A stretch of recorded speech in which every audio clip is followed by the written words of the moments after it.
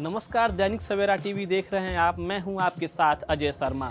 अयोध्या में राम मंदिर की प्राण प्रतिष्ठा में अब कुछ ही दिन बचे हैं, जिसे लेकर तैयारियां जोरों से चल रही है। 22 जनवरी को रामलला अयोध्या में विराजमान होंगे। वहीं इस कार्यक्रम में पहुंचने के लिए देश भर के साधु संतों और राजनेताओं को न्योता दिया जा रहा है। इसी बीच कांग्रेस के नेताओं को भी न्योता दिया गया, लेकिन उन्होंने बीजेपी द्वारा राम मंदिर पर राजनीति करने की बात कहकर न्योता ठुकरा दिया। इसी पर देखिए हमारी खास रिपोर्ट। देश की सबसे पुरानी पार्टी कांग्रेस ने राम मंदिर प्राण प्रतिष्ठा में शामिल होने से इनकार कर दिया है। इसे लेकर दोनों पार्टियों में घमासान शुरू हो गया है। वहीं कांग्रेस के नेताओं ने फैसले पर असहमति जताई है, जिसे लेकर भाजपा का कहना है कि राम विरोध कांग्रेस के चरित्र में शामिल है। दोनों पक्षों के नेताओं का क्या कुछ कहना है, आपको सुनाते हैं। भगवान राम सबके, भगवान राम दरिद्र की झोपड़ी में मिलेंगे।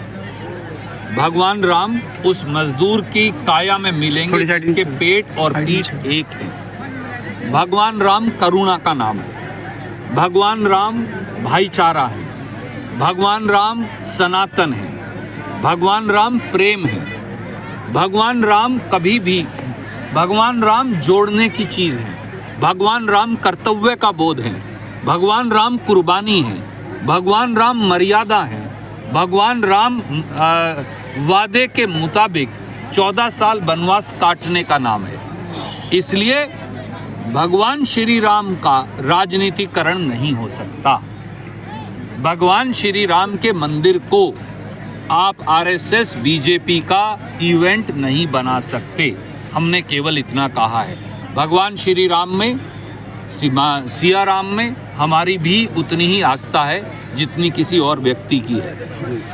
आप देख लीजिए, गुरु नानक जी से लेकर आप अगर गुरु ग्रंथ साहब पढ़े और अगर आप अल्लामा इकबाल को भी पढ़े तो दोनों ने, अल्लामा इकबाल ने तो भगवान श्री राम को इमामे हिंद कहा। तो इसलिए धर्म का सवाल नहीं, हर धर्म का व्यक्ति इस देश में भगवान राम को मानता है, पर भगवान राम आस्था है, मर्यादा है, कुर्बानी है, प्रेम है, भाईचारा है, जुड़ाव है। आप भगवान राम के नाम पर राजनीति नहीं कर सकते। राजनीति मुद्दों पर करिए, नौकरी के मुद्दे पर करिए, किसान की खाद के मुद्दे पर करिए, किसान की फसल की कीमत के मुद्दे पर करिए।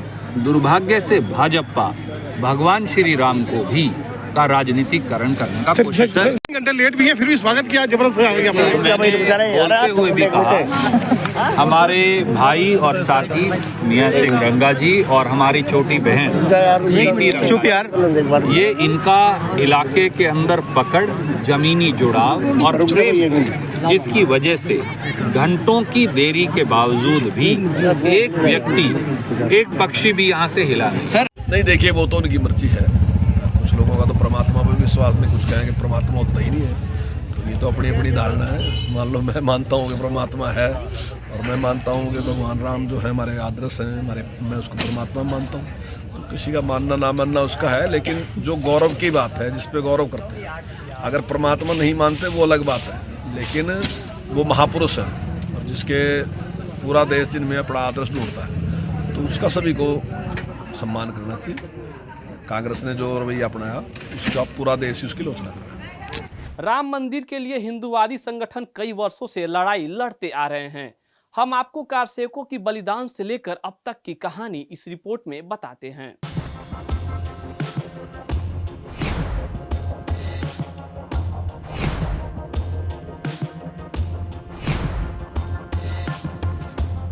उन्नीस 1982 में विश्व हिंदू परिषद ने राम, शिव और कृष्ण के स्थलों की मुक्ति के लिए अभियान चलाया। 1984 में संतों और हिंदू नेताओं ने ताला खुलवाने के लिए आंदोलन का ऐलान किया। 1986 में मंदिर का ताला खुला और पूजा पाठ की अनुमति मिली। 1989 में मंदिर निर्माण के लिए गांव-गांव शीला पूजन करवाने का फैसला हुआ। जब इतिहास के पन्ने पलटते हैं तो राम मंदिर को लेकर देश की सबसे पुरानी पार्टी का रुख विरोधाभासी प्रतीत होता है। आपको बता दें कि राम मंदिर को लेकर लड़ी जाने वाली लड़ाई को हवा राजीव गांधी के कार्यकाल में मिली, जब फरवरी 1986 में राजीव सरकार ने परिसर का ताला खुलवाया था। कहा जाता है कि केंद्र सरकार के कहने पर अयोध्या में स्थानीय प्रशासन के प्रतिनिधि व्यक्तिगत रूप से फैजाबाद में जिला न्यायालय के समक्ष उपस्थित हुए और मुख्य न्यायालय से ताला हटाने की बात कही। अंततः फरवरी 1986 में ताले खोले गए और परिसर में पुजारियों को पूजा पाठ की अनुमति दे दी गई। राम जन्मभूमि परिसर का ताला खुल गया और पूजा पाठ शुरू हो गया, लेकिन यह लड़ाई यूं ही खत्म नहीं हुई। कारसेवकों के मन में तूफान उठ रहा था और राम मंदिर निर्माण के लिए एक उम्मीद की किरण जगने लगी।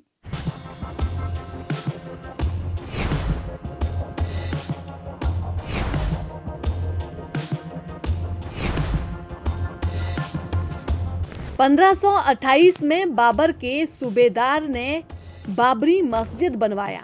1934 में पहली बार कुछ हिस्से को गिराया गया। अंग्रेजों ने दोबारा बनवाया। 6 दिसंबर 1992 को कारसेवकों ने विवादित ढांचे को गिरा दिया। 2003 में ASI की रिपोर्ट में विवादित ढांचे की जगह मंदिर होने की बात कही गई। हिंदू संगठनों और साधु संतों में राम मंदिर वाली जगह पर बाबरी मस्जिद होने की बात खटकने लगी और इसे तोड़ने की तैयारी में जुट गए।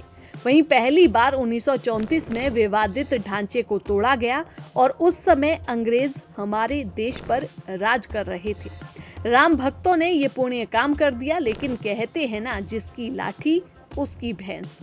ये विध्वंस अंग्रेजों से देखा नहीं गया और उन्होंने दोबारा से इसका निर्माण करवा दिया।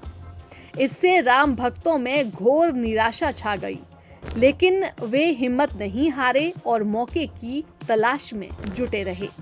वहीं काफी समय बीत जाने के बाद 6 दिसंबर सन 1992 में हजारों कारसेवकों ने विवादित ढांचे को गिरा दिया। साथ ही इसकी जगह पर अस्थायी मंदिर बनाकर पूजा पाठ शुरू कर दिया।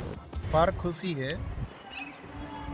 लाखों जो है न राम भक्तों के बलिदान के बाद ये दिन जो आया, लगभग 550 वर्ष के बाद, पूरे देश में क्या पूरे संसार में खुशी, क्योंकि राम के भगत पूरे वर्ल्ड में, पूरे संसार में जी अपार खुशी कि ये दिन जो है ना हमें देखने को मिल गया। काफ़ी तो ऐसे लोग जो चले गए भी बहुत तरस रहे जी, जैसे अशोक सिंघल जी का जिक्र करूंगा, वो ब्रह्मलीन हो गए, लेकिन क्या सपना था, क्या जबरदस्त जो है ना एक सिविल ड्रेस पहनते हुए और संतों से कम नहीं थे। ये सच्चाई है, उनकी नम्रता, उनकी आधीनता, तो वो ये समय नहीं देख पाए। परमात्मा की कृपा से जहाँ भी होंगे, लेकिन अपार खुशी होगी ऐसे सज्जन महापुरुषों को जितने भी गए जी। तो भाई बड़ा सौभाग्य है। जिनमें पूरे हिंदुस्तान में दिवाली की तरह मनाया जाएगा ये त्यौहार, रामलला की जो प्राण प्रतिष्ठा होगी वो जबरदस्त मनाया जाएगा। जिस मर्यादा पुरुषोत्तम ने जो है ना कितने वर्ष पहले हुए थे और आज भी जो है ना इतना दिलों के अंदर जीवन उनकी ज्योत जग रही है अपार हरस के साथ। ऐसे ऐसे सज्जन जो काफ़ी वर्ष से जो है ना मौन हैं, कई वर्षों से साधना कर रहे हैं कि यह अवसर दिखाई दाता हमें, वो मर्यादा पुरुषोत्तम राम जी की कृपा, उन्हीं की कृपा से सारा काम हुआ है। उन संतों को भी, जो हमारे बलिदानी पुरुष जितने भी मेरे सज्जन पुरुष चले गए, उनको भी मैं हृदय से आज के दिन नमन करूंगा कि उनकी तपस्या का फल जो है ना आज ही प्राप्त होना था, ये 22 जनवरी को ही प्राप्त होना था। तो सब सारे राम भक्तों को हृदय से जो है ना नमस्कार करता हूँ, जय श्री राम बोलता हूँ। क्या क्या रूपरेखा रहेगी महाराज जी वहाँ जाने के अयोध्या की, और कितने तल होंगे मंदिर के अंदर, क्या क्या कितने कपाट होंगे, कुछ बताएंगे? ऐसा है वो तो जाने के बाद वहाँ जो है ना, वहाँ क्या कपाटों की गिनती करें, जिधर देखेंगे उधर राम दिखेगा, जिधर देखेंगे उसका जो है ना दरबार दिखेगा। ये सच्चाई है। जन जन वहाँ नजर आएगा ना, वहाँ राम की आकृति जो है ना नजर आएगी। हम इस रूप में देखते हैं राम को, तो वही बलियारी है। आज के दिन ये पूरा भारत जो है ना बलियारी है, जिसने प्रत्यक्ष करके दिखा दिया कि जय श्री राम। 9 नवंबर 2019 को 134 साल से चली आ रही लड़ाई में अब वक्त था अंतिम फैसले का। 9 नवंबर 2019 को सर्वोच्च न्यायालय ने संबंधित स्थल को श्री राम जन्मभूमि माना, जिसके बाद से मंदिर निर्माण कार्य शुरू हो गया और 22 जनवरी को रामलला अपने स्थान पर विराजमान हो जाएंगे। Bureau report, Dainik Savera TV.